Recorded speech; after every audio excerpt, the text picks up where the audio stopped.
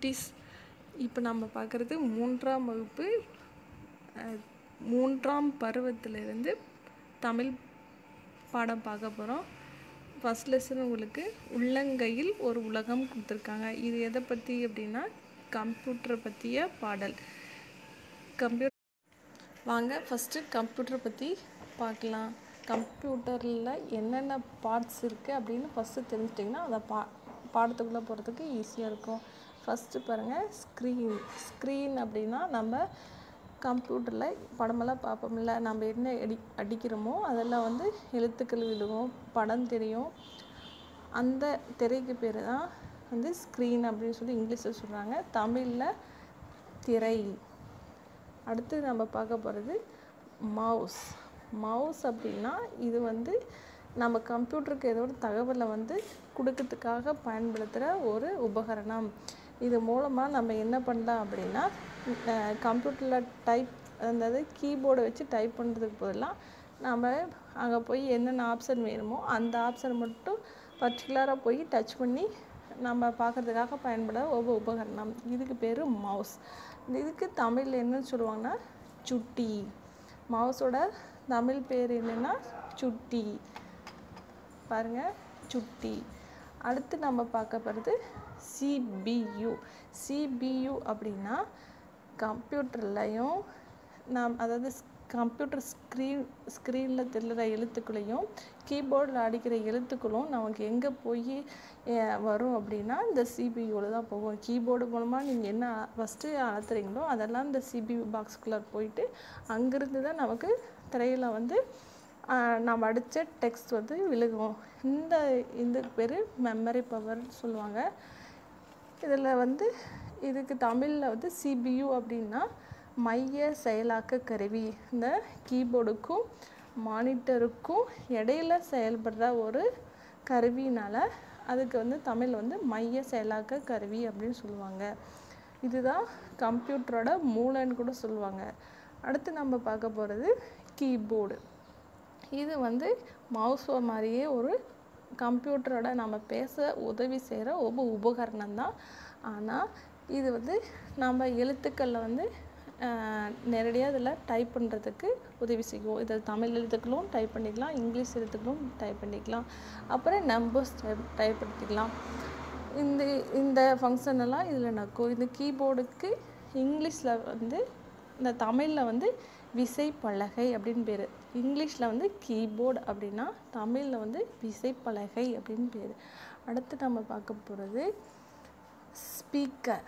Speaker வந்து நம்ம கம்ப்யூட்டர்லேருந்து படம் பார்க்குறப்போ அந்த படம் வந்து நமக்கு தெளிவாக நல்லா சவுண்டு எஃபெக்டோடு வேணும் அப்படின்னா நமக்கு யூஸ் பண்ணுற ஒரு உபகரணம் தான் இந்த ஸ்பீக்கர். தமிழில் வந்து ஒலிபெருக்கி அப்படின்னு பேர் இருக்குது. ஸ்பீக்கருக்கு தமிழ் என்ன பேருனா ஒலிபெருக்கி. அடுத்தது இந்த கம்ப்யூட்டர் எல்லாம் வந்து சும்மா சாதாரணமாக இருந்தால் பார்த்துக்கிட்டு இருக்க முடியுமா? ஆனால் அது ஒர்க் ஆகிறதுக்கு ஒரு நெட்வொர்க் தேவை. அதுதான் வந்து இன்டர்நெட் அப்படிங்கிறது இணையம் அப்படின்னு சொல்லி தமிழில் சொல்லுவோம்.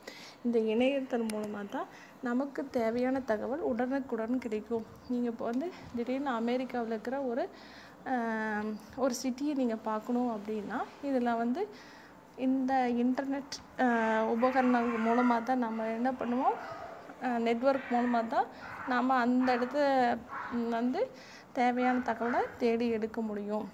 அதுக்காக பயன்படுது இன்டர்நெட்.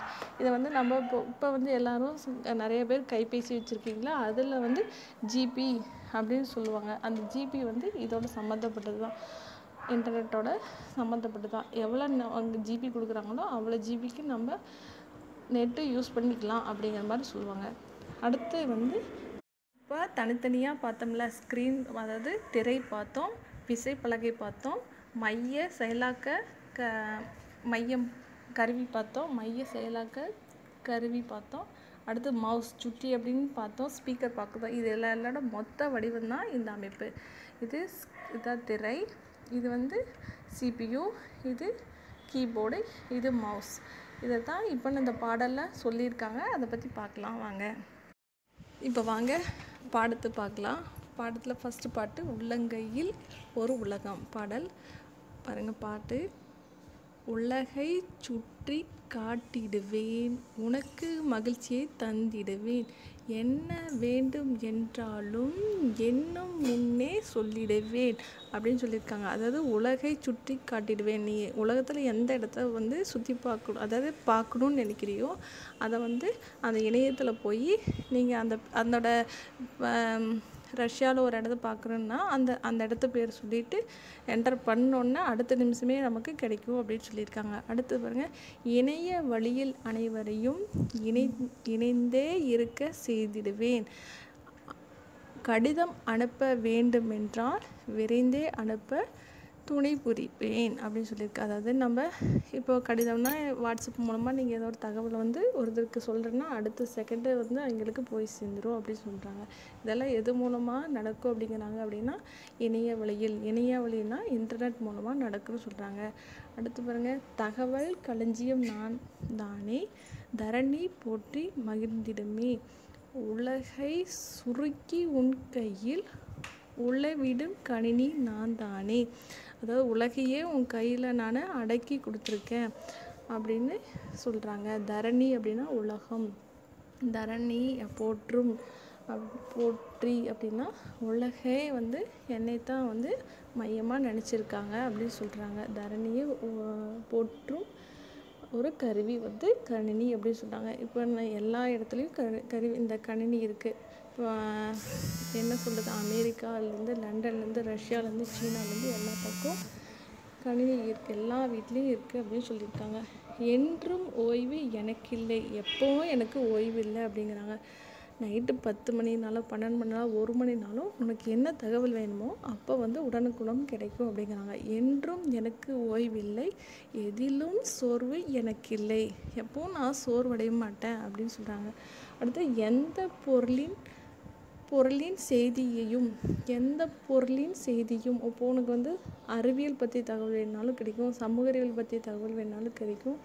அப்புறம் உடம்பில் இருக்க ஒரு பார்ட்ஸை நீ பார்க்கணும், அந்த உறுப்பெல்லாம் எப்படி இருக்கும் அப்படின்னு கேட்டினாலும் உனக்கு அந்த பிக்சர் கிடைக்கும், அப்புறம் அதை பற்றி தகவல் கிடைக்கும் அப்படின்னு சொல்கிறாங்க. எடுத்து தருவேன் ஒரே நொடியில் அதை நான் உங்களுக்கு தேவையான தகவலை எடுத்து தருவேன் அப்படின்னு சொல்லியிருக்காங்க. அடுத்தது உள்ளங்கையில் ஒரு உலகம், உள்ளத்தை காட்டும் கண்ணாடி. உள்ளங்கையில் ஒரு உலகம், உள்ளங்கையிலேயே உலகம் இருக்குது அப்படின்னு சொல்லியிருக்காங்க. உள்ளத்தை காட்டும் கண்ணாடி, நீ என்ன நினைக்கிறியோ அதை காட்டுற ஒரு கண்ணாடி சொல்லியிருக்காங்க. என்றே என்னை எல்லோரும் ஏற்றம் கொண்டே அழுத்திடுவார். அது எல்லாரும் என்னைய வந்து கண்ணி கட்டுறா, நம்ம உலகத்தையே பற்றி தெரிஞ்சுக்கலாம் அப்படின்னு சொல்லிட்டு எல்லாரும் போட்டுருவாங்கன்னு சொல்கிறாங்க.